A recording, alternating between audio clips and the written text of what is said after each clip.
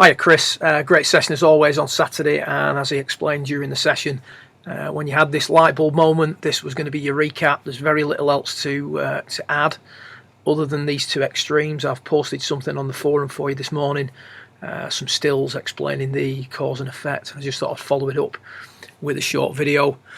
You were given two different pieces of advice here. Obviously, historically, the issue, certainly over the last 12 months or so, has been getting stuck inside, hitting a lot of pushes, push cuts, hooks, etc. And occasional low point issues when you get seriously stuck underneath it.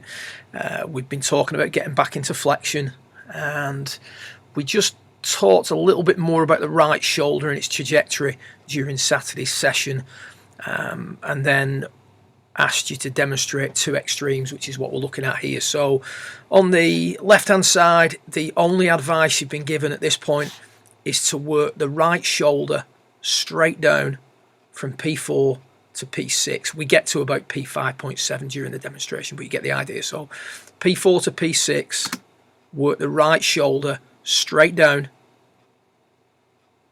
and this gives us a certain look. The club head drops very much behind you, the shaft shallows, the arms are very in at P5, accumulator 3, the back of the left hand is very loaded.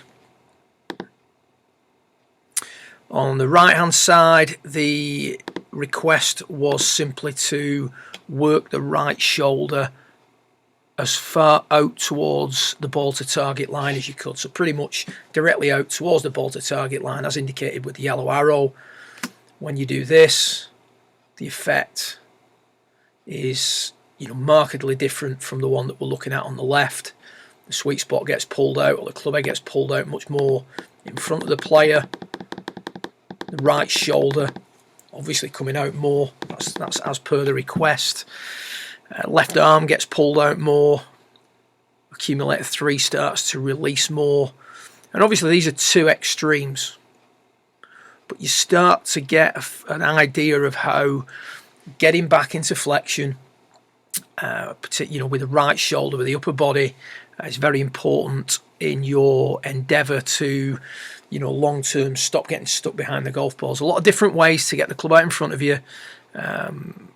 Previously you've tended to do it by dumping the wrist angles, rolling accumulator 3 solely. You can see as you're coming into the golf ball there now on the right, the very extreme, getting back into flexion, the arms pulled out more, accumulator 3 is released more, the club is way more in front of you, the lower body is opening up much more, the right knee is flexing much more. So there's a knock-on effect based around one piece of advice, putting the attention on what the right shoulder's doing.